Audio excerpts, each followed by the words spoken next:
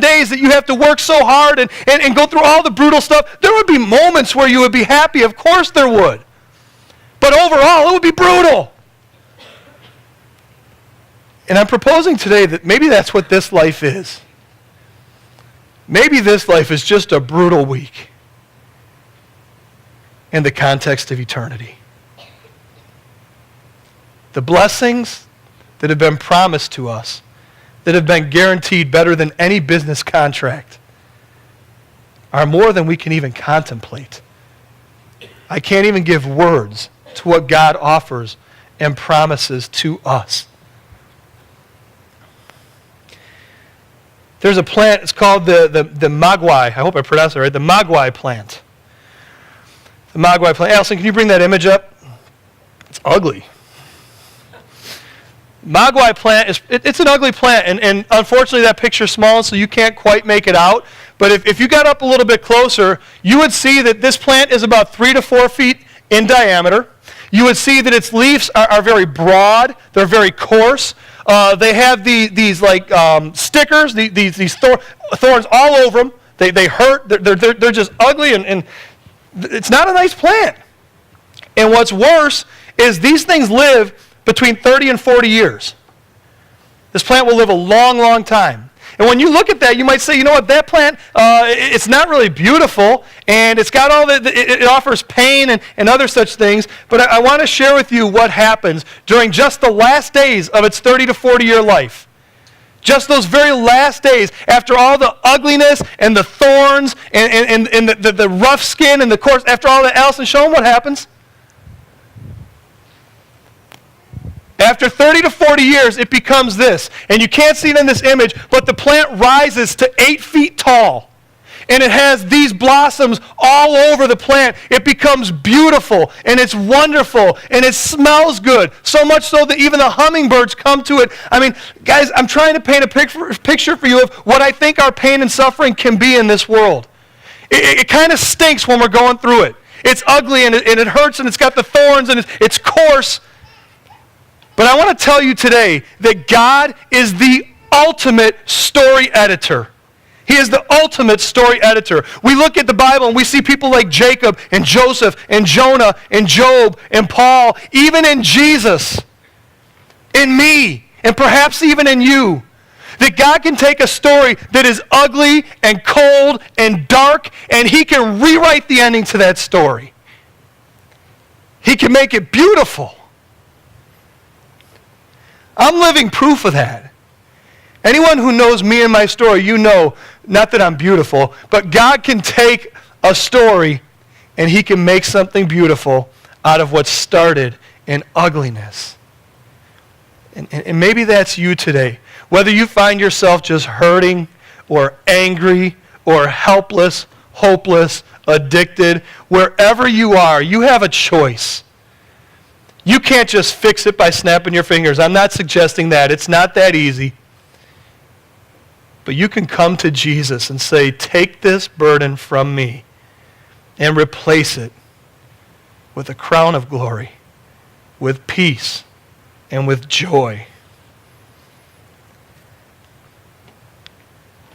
I'd like to invite the worship team to come back up.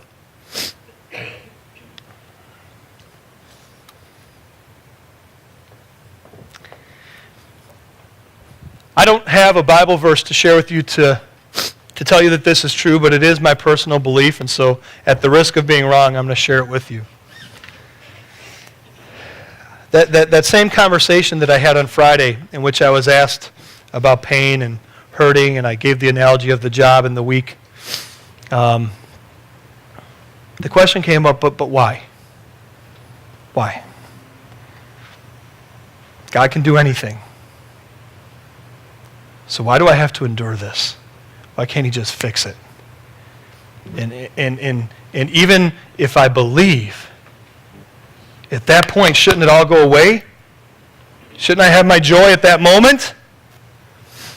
It was a hard conversation because the answer is no. It may be that way for you, but for many of us it's not. And so that question, why? Why do I have to endure this? Well, I would suggest this to you, brothers and sisters. I would suggest that perhaps God is using your story in the same way that he used Job's or Jacob's or anyone else who went through hard times in the Scriptures. Maybe he's rewriting your ending so that you can share that story with others who are in the pit of darkness, who need to have light shed upon them.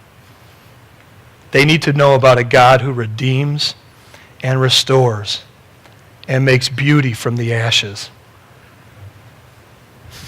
I'll finish today with this, a verse that I brought up over and over and over in this series because I think it's so meaningful. It's Matthew chapter 11, verses 28 through 30. And then Jesus said, you know what, let's do something a little bit different today. Can you guys stand with me? I don't know what version of the Bible you have in front of you. What's on the screen right now is the NLT, the New Living Translation. And so just for consistency, can we all look here and can we read this together aloud? Let's read that together. It says, and then Jesus said, come to me, all of you who are weary and carry heavy burdens, and I will give you rest. Take my yoke upon you. Let me teach you, because I am humble and gentle at heart, and you will find rest for your souls.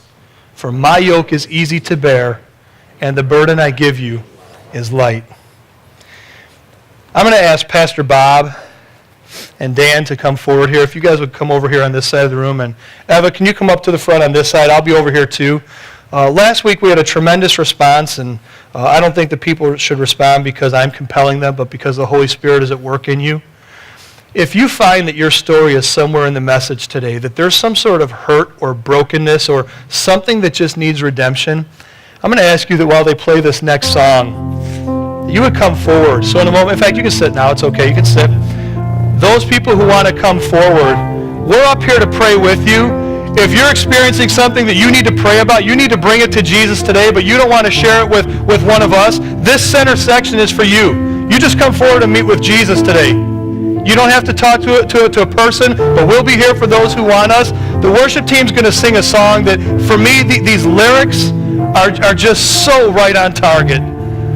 They're so right on target. And Steve, I'm sorry to steal your thunder here, but I want to at least share the chorus with you.